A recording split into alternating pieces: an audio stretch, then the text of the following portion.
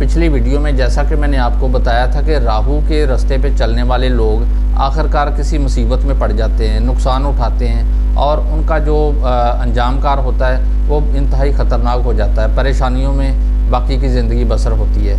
तो क्योंकि राहु की तो फितरत ये है कि उसने आपको एक गलत रास्ता दिखाना है। अब आपकी जो दिमाग है, आपकी सोच है, आपकी इमोशंस है, जैसा कि मून आपके इमोशंस को कंट्रोल करता है, अगर वो आपको गलत साइड पे ले जाता है तो ज़ाहिरी बात है कि आपको उसका नतीजा भी देखना होगा।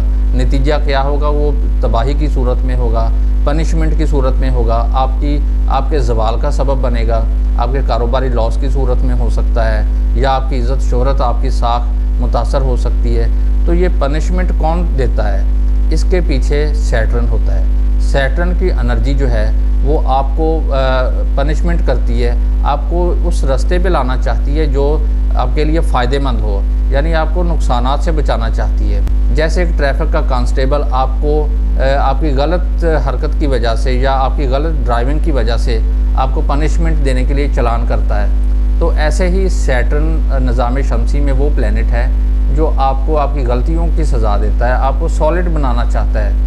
तो सैटर्न की इस तरह की नेगेटिविटी को देख के लोगों ने और एस्ट्रोलॉजर लोगों ने ये मशहूर किया हुआ है कि सैटर्न एक मनहूस प्लैनेट है। हम इसकी नहूसत से इनकार नहीं करते, लेकिन सैटर्न की जो असल नेचर है वो ये है कि इंसान को दुरुस्त रास्ते पे लाना चाहता है, इंसान को कायदे और कानून का पाबंद बनाना चाहता है। सैटर्न इंसान को सॉलिड बनाना चाहता है, इस लेवल तक ले जाना चाहता है कि वो हर किस्म के हालात का मुकाबला कर सके। तो सैटर्न की ये जो फितरत है इसको हम बुरा नहीं कहेंगे।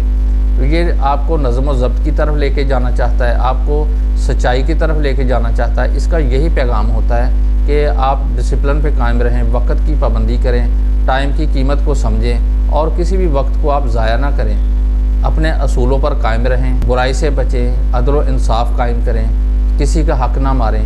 तो ये जो नुकसानात होते हैं ये सारे कुछ सैटर्न ही नहीं करता, ये आपकी अपने अमाल का नतीजा होते हैं। तो जिसके पीछे सैटर्न की ही एनर्जी कारफरमा होती है। सैटर्न आपकी अलाइनमेंट करना चाहता है, आपको उस रास्ते पे लाना चाहता है जहाँ पे आपका फ़ायदा हो, आप नुकसानात से बच सकें, आप बुरे वक्त का मुकाबला करने की हिम्मत रख सकें। तो सैटर्न की ये जो नेचर है कुछ लोगों को ये पसंद नहीं आती, तो वो समझते हैं कि शायद हमारे पे किसी ने सहर जादू कर दिया है जिसकी वजह से हमारे हालात बुरी साइड पे जा रहे हैं, या किसी की बदनज़री का शिकार हो चुके हैं, तो घर में नाइतफाकी होना शुरू हो चुकी है। तो ये सिर्फ आपके अमाल की वजह से होता है। जब आप अपने असूलों से फिर जाते हैं, अपने असूलों की खिलाफ वर्जी करते हैं, जब आप किसी कायदे कानून पे नहीं चलते, सैटर्न की एनर्जी एक पुलिस का किरदार अदा करती है, यानी आपको फिर पनिशमेंट देती है, आपको बताती है कि आपने पिछले टाइम पे बहुत बुरा काम किया है तो इसकी अब ये सज़ा है। वो सज़ा जैसे आप देखते हैं कि कुछ लोग नौजवानी के नशे में अपने बूढ़े वालिदैन का एहतराम नहीं करते, उनकी खिदमत नहीं करते, या अदल व इंसाफ की बात नहीं करते। अगर कोई ऑफिसर है तो वो बेजा रिश्वत लेता है, उसके अंदर रहमदिली के जज्बात बिल्कुल भी नहीं है। वो रिश्वतखोर ऑफिसर किसी किस्म की तमीज़ नहीं रखता, वो गरीबों को लूटता है, लोगों की जेबों पे नज़र रखता है।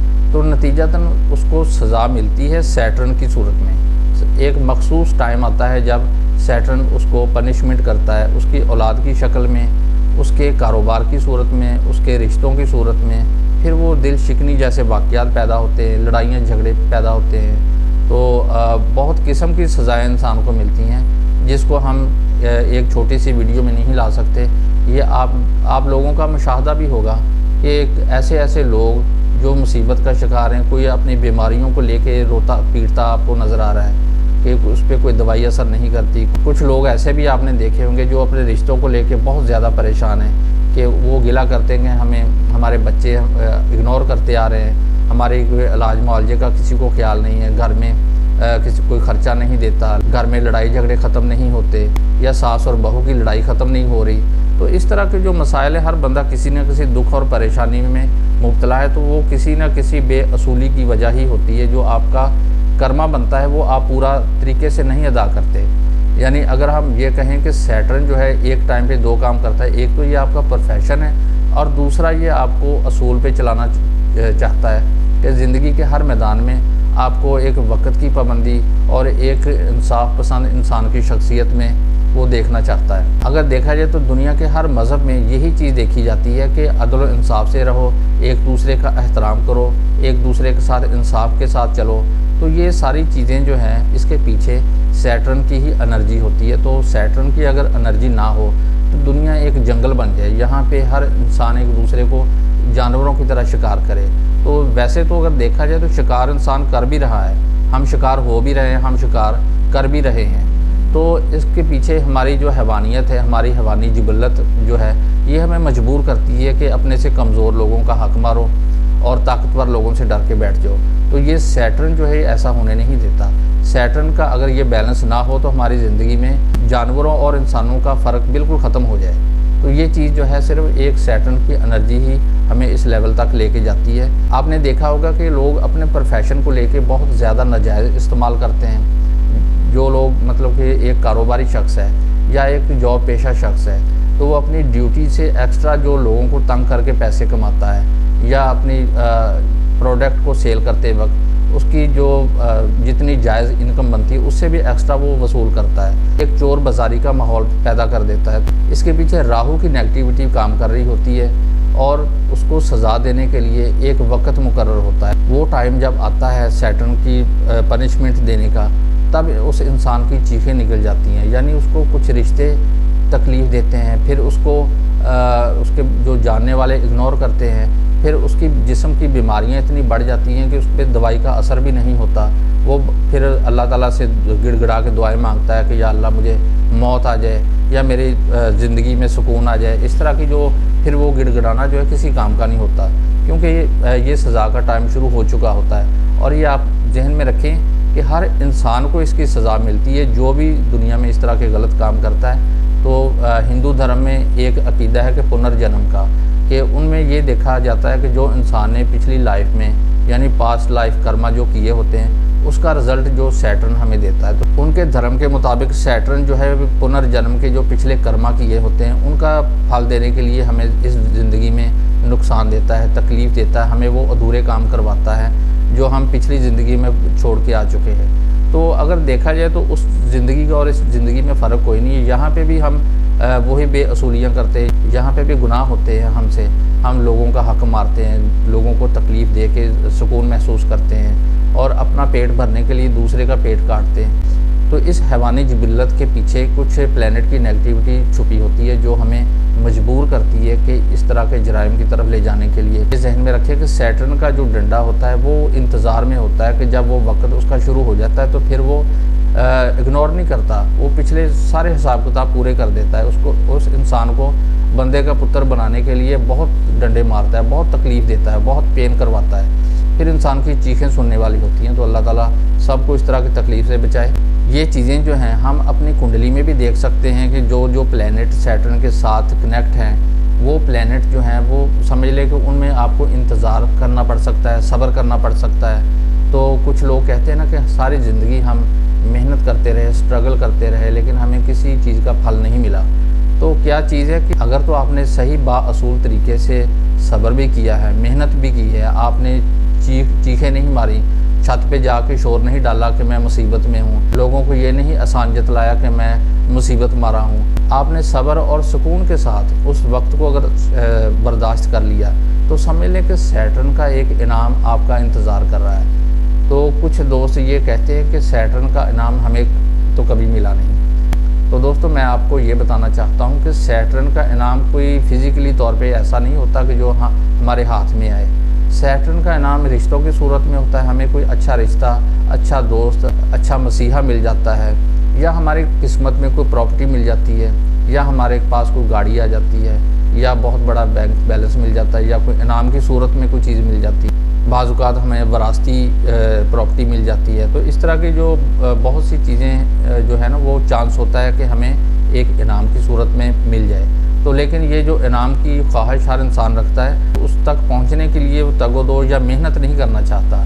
यानी जो सैटर्न का असूल है कि बाअसूल ज़िंदगी गुजारना, सच बोलना, झूठ से बचना, अदल व इंसाफ के साथ रहना, लोगों के साथ रहमदिली के साथ पेश आना, उनके साथ एक बाअसूल तरीके से ज़िंदगी गुजारना, अपने बच्चों की सही परवरिश करना, जिनके हकूक़ हैं उनको पूरे अदायगी करना, यानी जो वालिदैन के हकूक़ हैं, जो बीवी के हकूक़ हैं, या बीवी के अपने शौहरों के हुकूक हैं, बच्चों के वालिदैन के साथ जो भी हुकूक हैं, तो ये सारी चीज़ें जो हैं ये सैटर्न के ज़रिए असर आती हैं। ये एक अखलाक़ी मयार को पूरा करने वाला प्लैनेट होता है। तो अगर आप उसके अखलाक़ के मयार पे पूरा उतरते हैं तो आपको ज़िंदगी के किसी हिस्से में इसका इनाम ज़रूर मिल जाता है। अगर आपने बुरे वक्त में बहुत ज़्यादा नाइंसाफ़ी की लोगों के साथ, यानी बुरा वक्त आ गया, तो आपका जो जहन है वो बुराई की तरफ आ गया कि मैं अपने घर का गुजारा करने के लिए चोरियाँ करूँ, डकैतियाँ करूँ या लोगों को लूटूं, धोखा फ़रेब दूं, ये आपका सब्र नहीं हो रहा, बल्कि आपने ये मज़ीद अपने ऊपर कर्मा का बोझ बढ़ा लिया है, तो जिसकी सज़ा आपको बहुत शदीद किस्म की मिल सकती है, क्योंकि ये राहु की नेचर है। बुराई के रास्ते पे फिर आप चल पड़े, बजाय सब्र करने के आपने राहु का रास्ता फिर अपना लिया। अब सैटर्न आपकी कुंडली में भी कुछ प्लैनेट के साथ मिलके, उनके साथ कनेक्शन बना के ये प्रेडिक्ट करता है कि आपके साथ ये कर्मा होने वाला है, आपका जो पिछला कर्मा का ये नतीजा मिलने वाला है, तो आपको थोड़ा सा महतात हो जाना चाहिए। सैटर्न जब किसी प्लैनेट के साथ कनेक्ट होता है तो उसकी सिग्निफिकेशन में थोड़ा सा ठहराव पैदा करता है, क्योंकि ये स्लो मूवमेंट प्लैनेट है सैटर्न। तो सैटर्न जब भी किसी प्लैनेट के साथ मिलता है, यानी उसके साथ कनेक्ट होता है, तो एक तो आपको प्रोफेशनलिज्म पैदा करता है उस प्लैनेट की सिग्निफिकेशन के मुताबिक। जैसे अगर ये मून के साथ मिलेगा तो आप अच्छे साइकोलॉजिस्ट बन सकते हैं, यानी ये इमोशंस को रिप्रेजेंट करता है मून। तो आप लोगों का दुख, उनकी परेशानियां बहुत आसानी के साथ समझ सकते हैं, जो एक बेहतरीन साइकोलॉजिस्ट समझ सकता है। ऐसे ही अगर मरकरी के साथ सैटर्न आता है तो कारोबार में बहुत ज़्यादा उलझाव पैदा करता है, सब्र इंतज़ार करवाता है, और मरकरी की वजह से आपको बड़े बड़े एक्सपीरियंस मिलते हैं, यानी आप एक बेहतरीन कारोबारी शख्सियत बन के उभरते हैं, आप सॉलिड हो जाते हैं। आपको पता चल जाता है कि आपकी नेचर में कारोबार करने की कितनी कैपेसिटी है। ये सैटर्न ने आपको इंतज़ार करवा के, सब्र करवा के आपको सॉलिड बना दिया हुआ है। ये भी उसी सूरत मुमकिन है कि अगर आपने बाअसूल तरीके से कारोबार किया हो। और ऐसे ही अगर हम जुपिटर के साथ सैटर्न का कम्बिनेशन देखते हैं तो जुपिटर चूँकि रूहानियत से रिलेटेड होता है, ये मज़हब का प्लैनेट होता है, ये इन्वेस्टमेंट का, बहुत बड़ी दौलत का प्लैनेट होता है, और ये नॉलेज यानी ज्ञान का प्लैनेट भी इसी को बोलते हैं। अगर सैटर्न का इसके साथ कनेक्शन है तो इसका मतलब है आपने मज़हब की रिसर्च की होगी, आपने रूहानियत की रिसर्च की होगी, आपको नॉलेज आ चुका होगा रूहानियत के मैदान में, मज़हब के मैदान में। आप उस रूहानी इल्म के या उस मजहबी इल्म के एक प्रोफेशनल आदमी हो चुके हैं, यानी आप आलम दीन बन सकते हैं, आप एक रूहानी आलम बन सकते हैं। तो ऐसे ही ये सैटर्न जो है ये प्रोफेशनलिज्म पैदा करता है जब किसी दूसरे प्लैनेट के साथ इसका कनेक्शन बनता है। ऐसे ही सैटर्न का अगर हम वीनस के साथ देखें तो वीनस लग्जरी लाइफ का प्लैनेट होता है। ये अयाशी, खुशहाली, पैसा, एंजॉयमेंट की तरफ आपको लेके जाना चाहता है, और सैटर्न जो है इसकी नेचर को ज़्यादा समझाता है आपको उसकी एक्टिविटी करना पड़ती है, यानी वीनस से रिलेटेड जितने भी काम होते हैं उनके काम आपको करना पड़ते हैं, तब आपके अंदर वो स्पेशलाइजेशन आ जाती है। आप वीनस की सिग्निफिकेशन के मुताबिक जब उसका कर्मा करते हैं, यानी उसको कोशिश करते हैं, उस पर मेहनत करते हैं, स्ट्रगल करते हैं, तो आपको समझ आ जाता है कि औरतों से रिलेटेड कारोबार हमने कैसे करना है, फीमेल्स को कैसे अट्रैक्ट करना है, आप जो मतलब मार्केट में जो प्रोडक्ट की सेल है उसको कैसे मैनेज करना है, लोगों को कैसे बताना है कि अपने प्रोडक्ट के फ़ायदे क्या है, नुकसानात क्या हैं, तो लोगों का माइंड कैसे तैयार करना है, ये वीनस और सैटर्न के कम्बिनेशन से होता है। ऐसे ही अगर सैटर्न का राहु के साथ कम्बिनेशन होता है तो राहु चूँकि आपको बताया था इसकी एक डार्क साइड होती है, एक नेगेटिव साइड भी होती है, जहाँ पे बहुत बुरे असरात इसके, यानी कि क्रिमिनल लोगों जैसे असरात पैदा करता है राहु।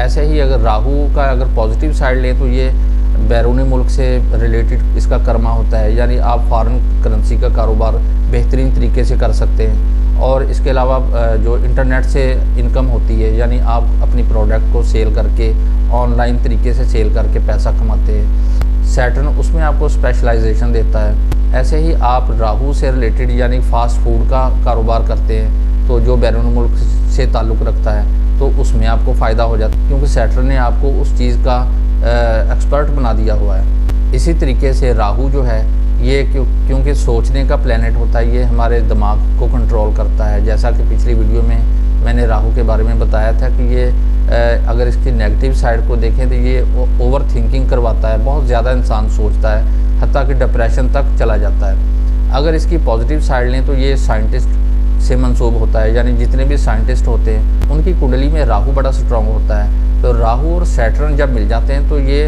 आपका कर्मा बन जाता है, यानी आप एक प्रोफेशनल साइंटिस्ट बन जाते हैं। राहु जो है केमिकल से भी मंसूब होता है, ये न्यूक्लियर बम जो बनते हैं उसमें भी राहु की एनर्जी ही कार फरमा होती है। तो अगर सैटर्न और राहु मिल जाते हैं तो इसका मतलब है आप न्यूक्लियर साइंटिस्ट बन सकते हैं, या फिज़िक्स और केमिस्ट्री से रिलेटेड जितनी भी इजादात हैं उसकी रिसर्च आप बेहतरीन तरीके से कर सकते हैं। ऐसे ही अगर केतु और सैटर्न मिल जाते हैं, यानी सैटर्न और केतु का योग इकट्ठा हो जाता है कुंडली में, ये सैटर्न और केतु एक जगह पे हों या इनकी एस्पेक्ट बन जाए, या केतु सैटर्न के साइन में आ जाता है, तो इसका मतलब है कि वो सैटर्न के साथ केतु कनेक्ट हो चुका है। तो केतु के कनेक्शन की वजह से आप बेहतरीन लायर बन सकते हैं, साइकोलॉजिस्ट बन सकते हैं, क्योंकि ये दलील से बात करता है कि जो केतु होता है इसके पास सर नहीं है, इसके पास सोच नहीं है, ये हमेशा एक ज़रिया अपनाता है, ये दूसरे प्लैनेट की सिग्निफिकेशन को कबूल करने की कोशिश करता है। यानी जिस प्लैनेट के साथ बैठता है तो उसी की सिग्निफिकेशन उसके अंदर आ जाती हैं,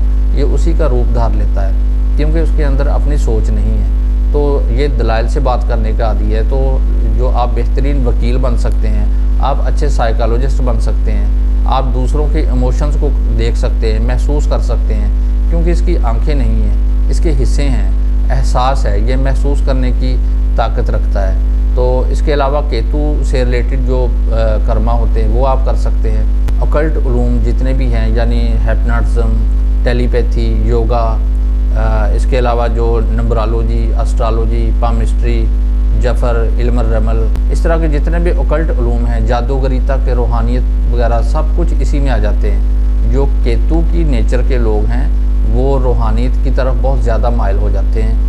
अगर इसमें जुपिटर का भी कम्बिनेशन आ जाए तो वो एक अच्छे हीलर साबित होते हैं, वो रूहानी इलाज मुआलजा भी करते हैं। तो ऐसे ही अगर सैटर्न इसके साथ इन्वॉल्व हो तो ऐसे लोग इसको बतौर प्रोफेशन इस्तेमाल करते हैं, यानी ऑकल्ट उलूम को या रूहानियत को या मजहबी उलूम को, ऐसे लोगों का source of income occult Uloom के ज़रिए से होता है। अगर सैटर्न और सन का योग बन जाता है, यानी सन सैटर्न के साइन में आ जाता है या सन सैटर्न के साइन में आ जाए, तो हम कह सकते हैं कि ऐसे लोग जो हैं गवर्नमेंट से वाबस्ता शोबे अपना सकते हैं, गवर्नमेंट की नेचर को समझते हैं, गवर्नमेंट जॉब कर सकते हैं, गवर्नमेंट से कंट्रैक्ट या ठेकेदारी या टेंडर वगैरह वो ले सकते हैं। सरकारी महकमों में जितने भी सर्विसेज के काम होते हैं उनमें ये शामिल हो सकते हैं, या अपने घर का जो विरासती बिज़नेस है उसको बड़े अच्छे तरीके से कर सकते हैं, यानी जो उनके बाप दादा काम करते आ रहे हैं तो ये सन से मंसूब होता है ऐसा बिज़नेस,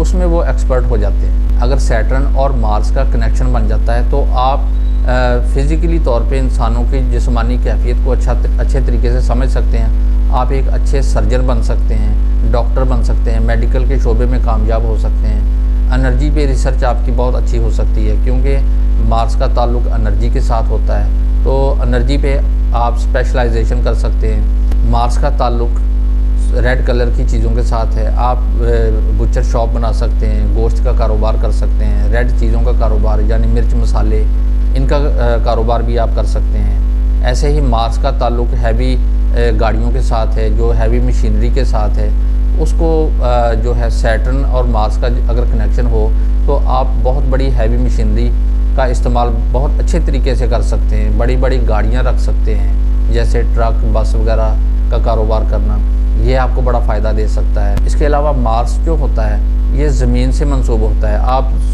ज़रई रकबे ख़रीद सकते हैं, ज़मीन प्लॉट्स वगैरह ख़रीद के उनका कारोबार करना, यानी कि जायदाद की ख़रीदो फरोख्त का काम करना, ये आपके लिए भी बड़ा फ़ायदेमंद साबित हो सकता है। इसी तरह अगर सैटर्न और मरकरी की बात करें तो आप अच्छे एजेंट बन सकते हैं, आप किसी भी कंपनी के बेहतरीन नुमाइंदे बन सकते हैं, क्योंकि आप अपनी ज़ुबान का इस्तेमाल और कम्युनिकेशन का इस्तेमाल बड़े अच्छे तरीके से कर सकते हैं, क्योंकि सैटर्न जो है ये आपका प्रोफेशन है, और जब ये मरकरी के साथ मिलता है तो आपको ज़ुबान का फ़न सिखाता है।